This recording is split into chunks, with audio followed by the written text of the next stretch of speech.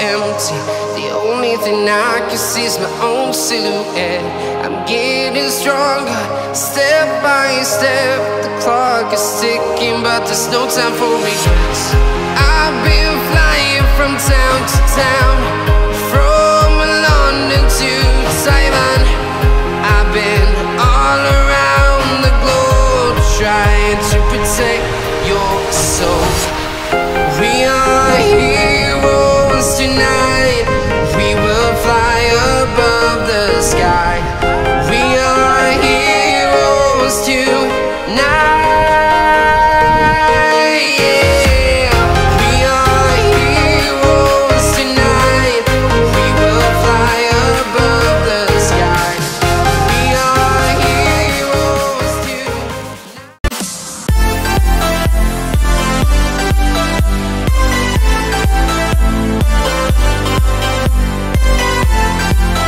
Hello mga kalulogs, magandang araw, magandang hapon at magandang gabi sa inyong lahat. Ayan, good day. Ayan, for today's video mga kalulogs, magpapak po tayo ng bike for travel. Sama natin sa pag-travel mga kalulogs, balik ng Pilipinas. O kailangan natin ilagay sa box ang ating bike, ang ating jeep na road bike. Ayan, ito mga kailangan mga kalogs. May galap shoutout po pala sa lahat ng mga subscriber natin dyan at followers. Shoutout sa inyo lahat.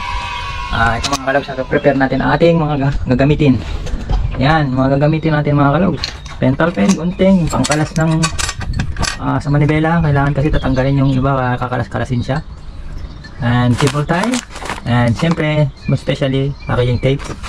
Yan mga kalogs, ang mga kailangan. At ito ang mga protection para sa ating mga ibabalutin natin ang ating frame at ang ating mga gulong. Ayan, baklas na lahat, yung manibela na lang.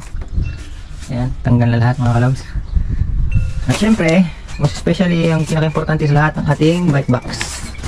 This one, ang ating bike box. Alright, ayan o, abante. Ayan mga kalogs, so ipapak na natin siya. So tingnan natin kung magkakasya. Alright, there we go mga kalog.